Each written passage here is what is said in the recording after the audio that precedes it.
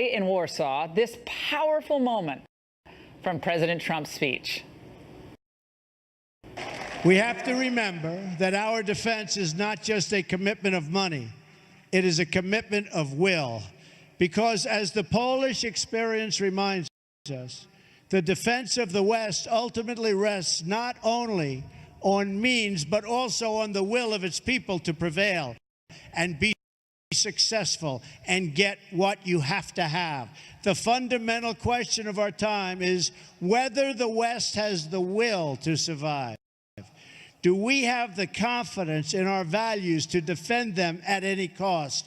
Do we have enough respect for our citizens to protect our borders? Do we have the desire and the courage to preserve our civilization in the face of those who would subvert and destroy it?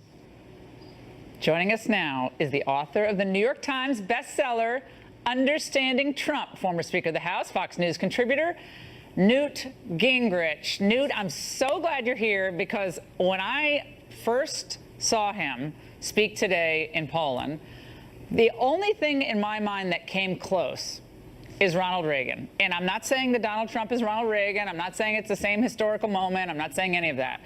But I thought the speech both captured an optimistic tone, it was a challenging tone, hopeful and faith-based as well, which we're going to get into in a moment.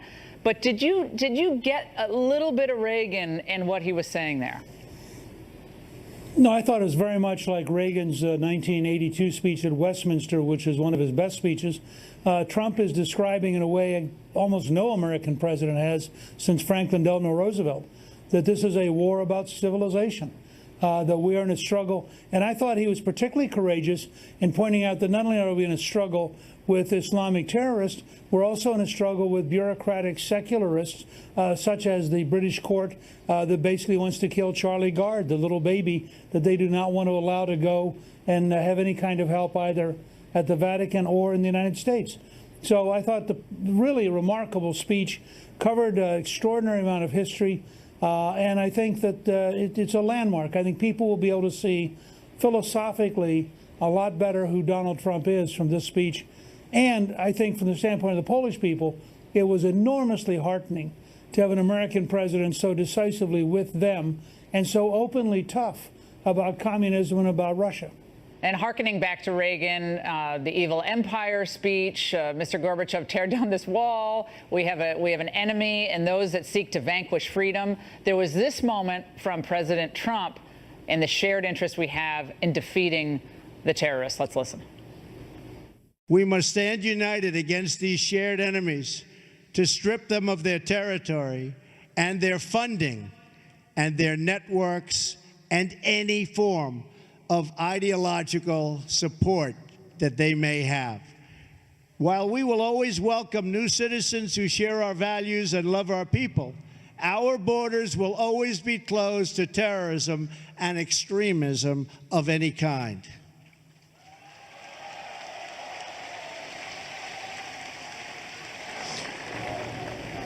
Newt, I was wishing that the audience was mic'd up better, because the audience was going nuts. There were many parts where they were cheering for Donald Trump, but in that moment, they're feeling the criticism, the brunt of the criticism they're getting now from Merkel and other European elites for not taking in more of the refugees. And they're like, no, we're not doing this. We're not doing what you're doing.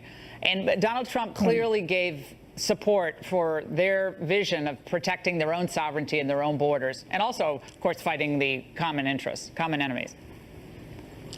Well, you know, there's a huge gap between the values of the Central Europeans, which includes not just Poland, but Hungary, Romania, Bulgaria, a number of countries, and the values of Germany and the Scandinavian countries and the Netherlands and France. And I think what Trump has done is come down decisively on the side of those who worry about national identity, worry about survival, have been very practical.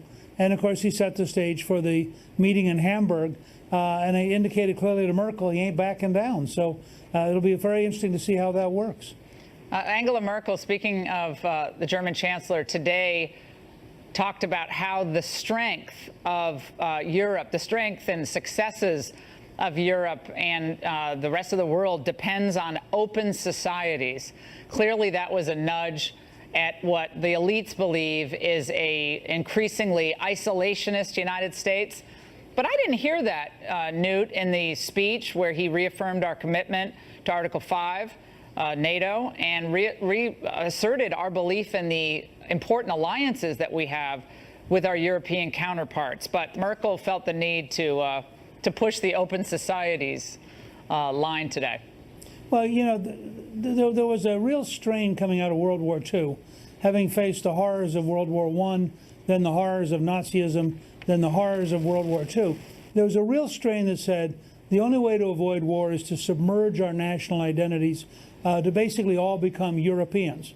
Well, it's turned out not to be a very good deal because the bureaucrats in Brussels represent a secular worldview which is fundamentally at odds, for example, with the Catholicism of the Polish people. And so I think what you're seeing is a real struggle between local nations and this kind of globalism that Chancellor Merkel represents. Yeah, the global secularists versus the traditionalists. And speaking of faith and what this meant to the Polish people today, we're going to talk about more of that with Newt Gingrich right after the break.